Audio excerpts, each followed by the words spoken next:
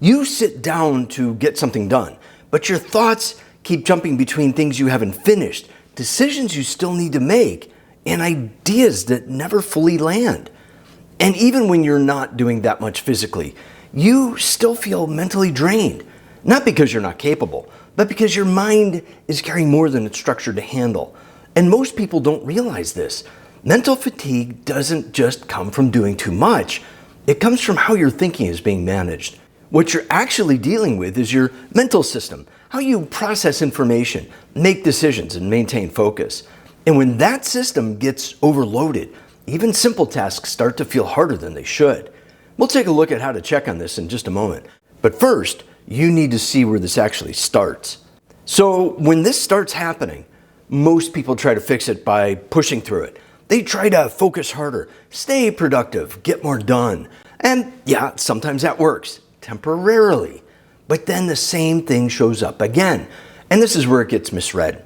Because it doesn't feel like something is wrong, it just feels like your mind won't slow down. You've got too many things to think about, too many decisions to make, and too many unfinished thoughts sitting in the background. And that's the signal. Because what's actually happening here isn't just distraction. It's cognitive load accumulating throughout the day. Your brain was never designed to handle this much input without structure. And without structure, it never fully clears. And as that load accumulates, everything begins to take more effort than it should. Most people hear intellectual wellness and think learning more, reading more, gaining knowledge.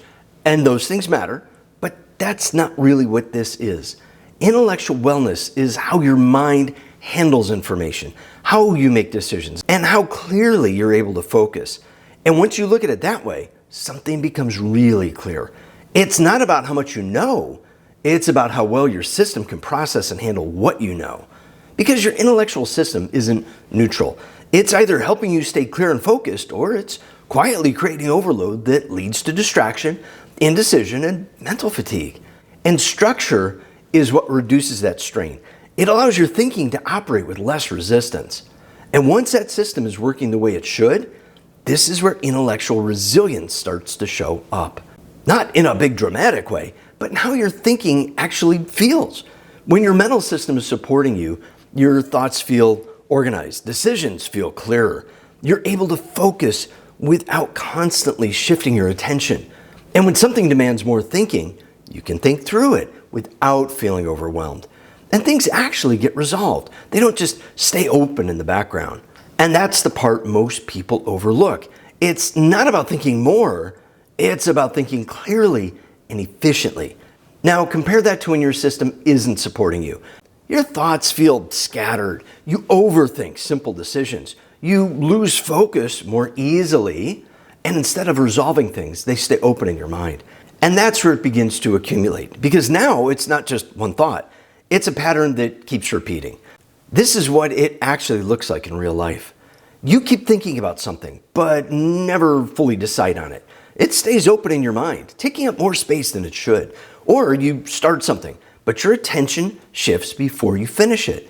Not because you can't focus, but because your mind is already carrying too much. Or your thoughts keep going back to things you haven't resolved yet, even when you're trying to move on. And as that keeps happening, it creates mental clutter that doesn't fully clear. Nothing ever fully closes. And when that starts to stack up, everything begins to feel heavier than it should. Even simple decisions take more effort than they should. And most people try to fix this by working harder, focusing more, pushing through it, instead of reducing what their mind is carrying. And once you start to see that pattern, the next question becomes, where is this actually breaking down? Because it usually doesn't happen all at once.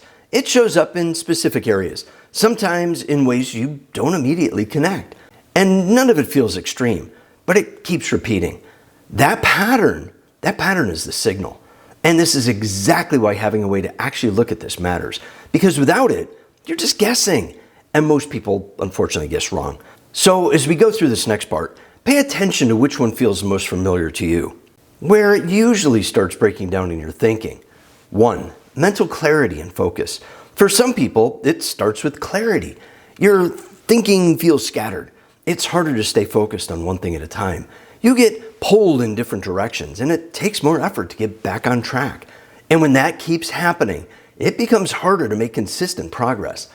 And when your focus keeps getting pulled like that, it usually means something else is accumulating underneath it. This is where cognitive load starts to take over. You're carrying too many thoughts at once.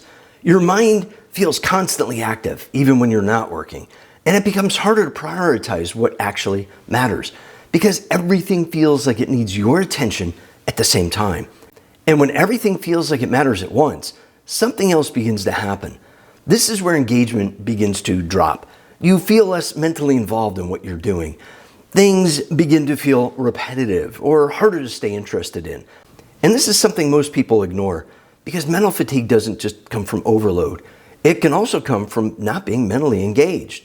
And as that continues, it reduces both motivation and focus. And when focus and engagement both begin to drop, it usually shows up next in how you make decisions. This is where decision making becomes harder than it should. You overthink simple choices. You hesitate longer than you need to. And it takes more mental energy just to figure things out. And instead of creating clarity, your thinking starts to create more friction. And when that friction keeps stacking up, there's one more place it shows up. This is where recovery and balance break down. Your mind doesn't fully reset. You carry mental fatigue from one task into the next. And instead of clearing, it accumulates. And as that continues, it creates ongoing cognitive strain that never fully goes away. Even one of them can start creating mental strain, which then affects everything else. And this is where most people go in the wrong direction. Because when their thinking feels off, the instinct is to try to push through it.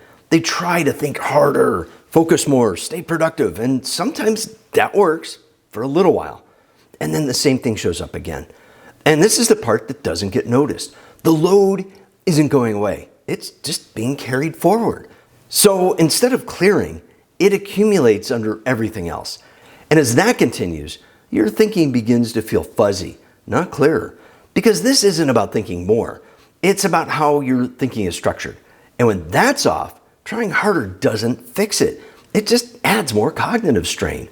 And once that pattern keeps repeating, this is where it starts to turn into something bigger. Because it's not just about a busy mind anymore. It's that your thinking never fully resets. It carries forward from one task into the next. And as that continues, it begins to change how your day actually feels. Things that used to feel simple begin to take more effort than they should. Your focus wears down faster. Your decisions feel much more challenging. And your clarity starts to fade more quickly. And this is where it starts to shift once again. Because burnout isn't just about doing too much. It's about carrying too much mentally for too long. And when your mind never resets, the strain doesn't go away. It accumulates. And as that continues, that accumulation turns into mental fatigue, distraction, and reduced clarity that doesn't fully recover. Until eventually, it's not just harder to focus, it's harder to think clearly at all. And this is exactly why most people don't catch it early. Because when you're in the middle of it, you just feel the effects, not the structure behind them. It just feels like a busy mind or a lack of focus or mental fatigue that shouldn't be there. And by the time you notice it, it's already been building. And that's where having a way to step back and actually see how your thinking is working makes the difference. Because once you can see what's creating the load, what's reducing your clarity, what's not resetting, you're not guessing anymore. This is where a structured self-assessment comes in. Something that helps you step back and actually see how this is working in your own life. Because without that, you're just guessing. And that's what the intellectual wellness audit is designed to do.